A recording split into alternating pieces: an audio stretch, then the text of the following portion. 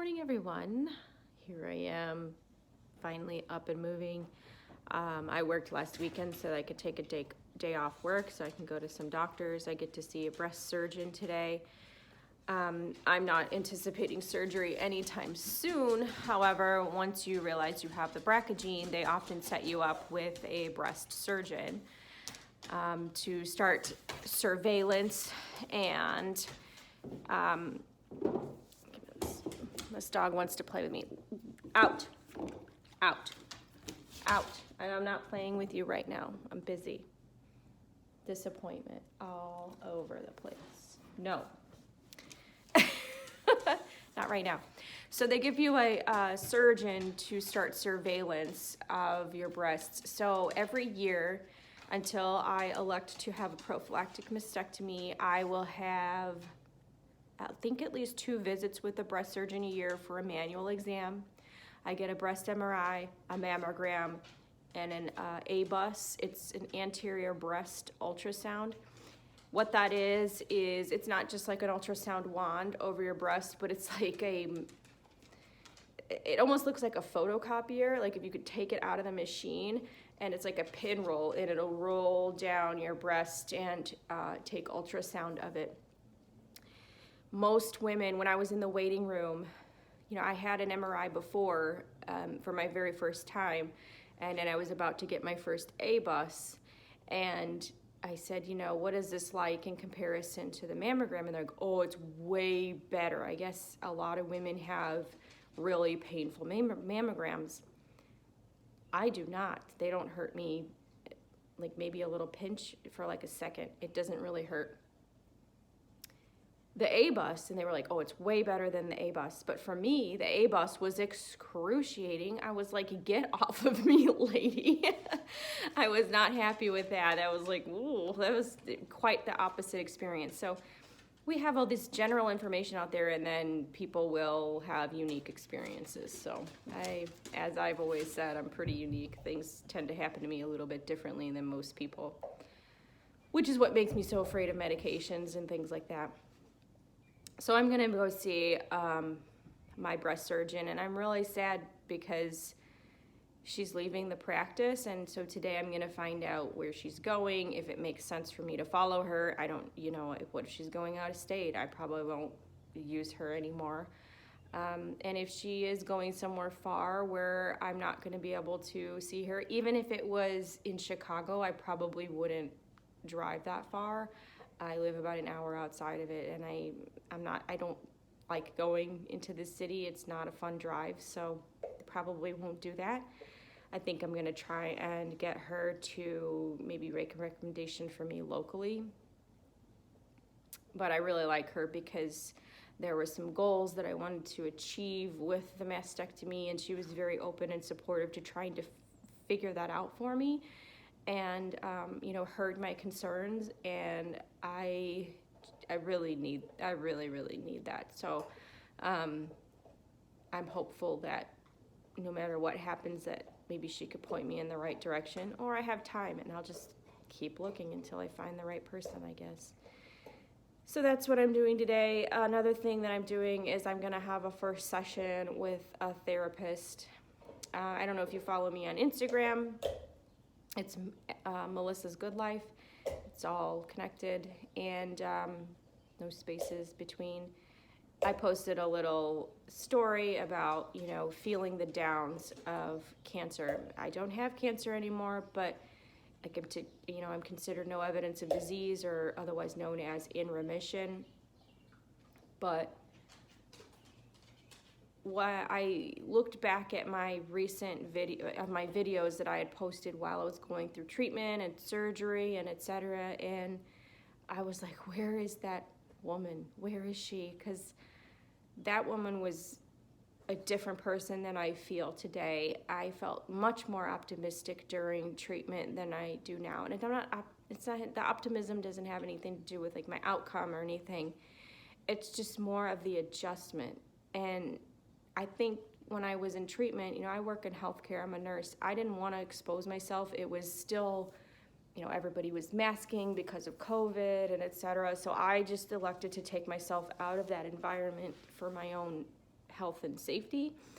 And I might do that again in the future if something should happen. But I was not working, so I was home alone most days, just peaceful, relaxing, just focusing on me. And now I'm back to life. And what you start to realize is like how menopause truly affects you, how it, you know, affects your mood, even if you're on a medication that is helping you with your mood, etc. It's not everything. That medication is not everything. And I'm thankful that I had a strong background in how to flip my mood around and things, but it still is a process of, there's a lot you have to accept after a major surgery. There's a lot you have to accept after that chemical shift in your body.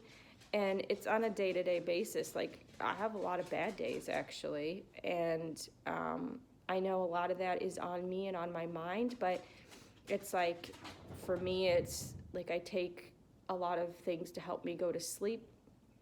I wake up pretty groggy. It starts my day pretty low. I had insomnia prior to all of this, so it's even worse now. There's a lot to adjust, and I'm trying to get through the day-to-day. I'm trying to exercise and be healthy. I'm trying to, change my eating habits. And I'm going to have to, hold on a second. Hey, no, Ember, no. We're not playing right now.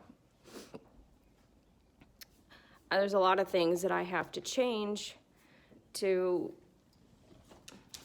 a lot of things I get to change to try and find a new normal. I don't like to say that I'm going back or I want to go back to the person that I was, because you never will be. You changed. Things change you. This is life. You grow, you have experiences, you get perspective, and then you manage it. And I'm grateful for all the things that I grew from in the past, because it definitely helps me.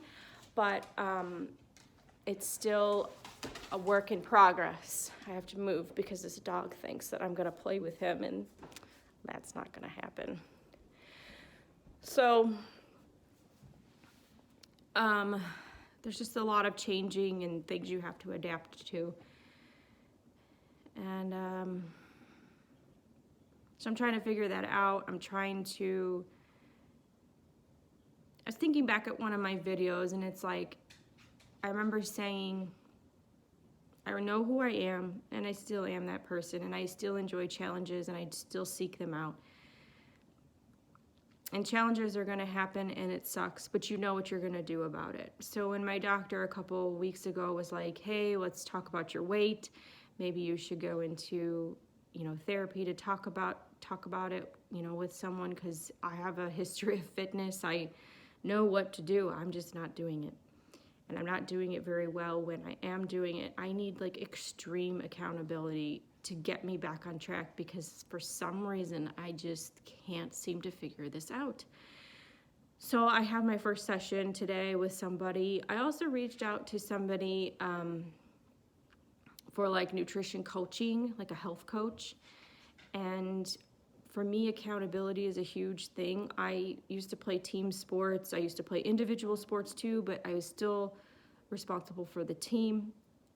That's how I operate, and that's how I always operated. Whenever I'm just left to my own, I don't do that well, not historically. So can I learn how to do well on my own? Probably. Do I want to? No.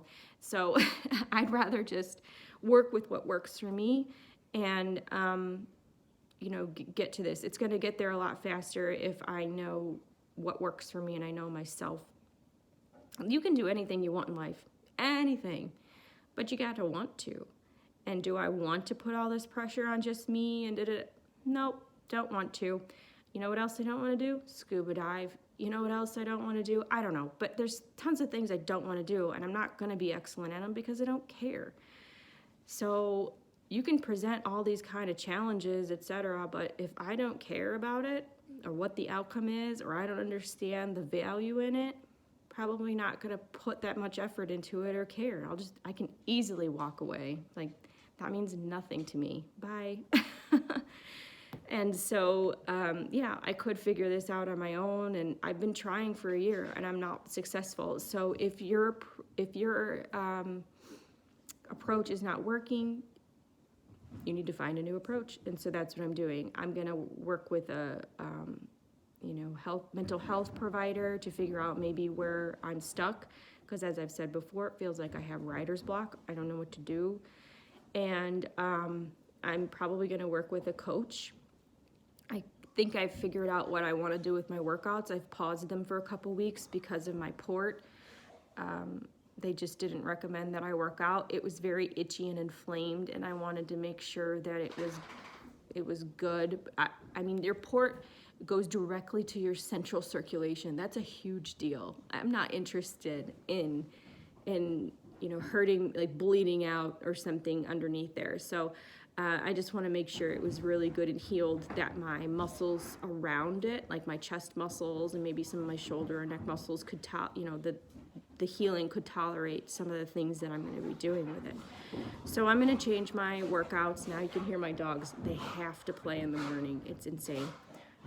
So I'm going to change my workouts on my own. That I know I can do.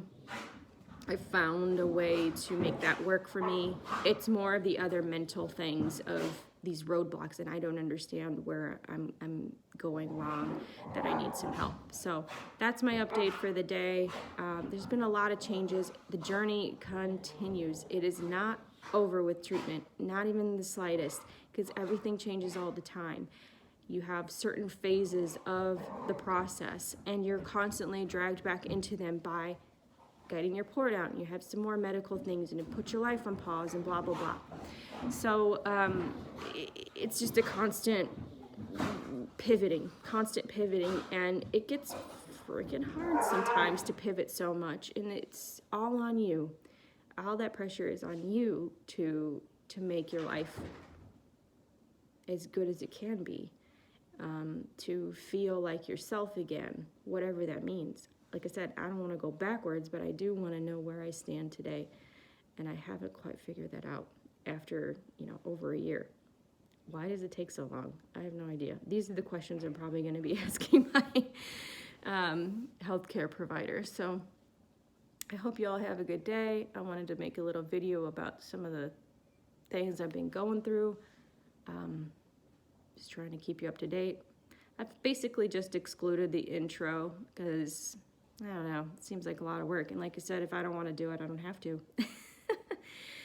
And the value in it is that my husband would put it together for me, and I would rather just not wait. I'd rather just get things out there as they happen. So no intro for me, not interested in learning that. Don't care. So everyone have a great day. Bye.